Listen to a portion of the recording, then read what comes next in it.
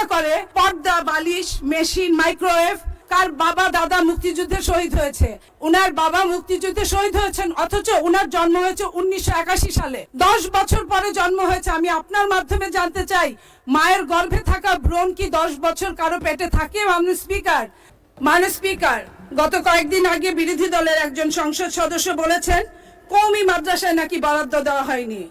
আমি উনাকে বলতে চাই, কওমি অর্থ হচ্ছে গোষ্ঠী। বাংলাদেশ জাতীয়তাবাদী দল কোনো গোষ্ঠীর জন্য, কোনো ব্যক্তির জন্য কাজ করে না। বাংলাদেশ জাতীয়তাবাদী দল, বাংলাদেশের নেতা জনাব তারেক রহমান সমগ্র বাংলাদেশের জন্য কাজ করে। মাননীয় স্পিকার, মহান জাতীয় সংসদ পরিচালনার জন্য মাননীয় স্পিকার প্রতি মিনিটে 2,72,000 টাকা খরচ হয়। এখানে বিরোধী দল আলোচনা করে পর্দা, বালিশ, মেশিন, মাইক্রোওয়েভ এইসব আলোচনা করে এবং আরো আলোচনা করে কার বাবা দাদা মুক্তিযুদ্ধে শহীদ হয়েছে।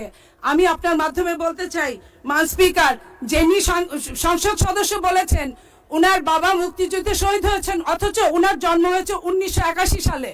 10 বছর পরে জন্ম হয়েছে। আমি আপনার মাধ্যমে জানতে চাই, মায়ের গর্ভে থাকা ভ্রূণ কি 10 বছর কারো পেটে থাকে? মাননীয় স্পিকার, আমি শুধু এই কথাটা বলতে চাই, মুক্তিযুদ্ধই যে হতে হবে সংসদ সদস্য হওয়ার জন্য এটা কোনো কথা না। সংসদ সদস্য হওয়ার জন্য জনগণের জন্য কাজ করলেই হয়।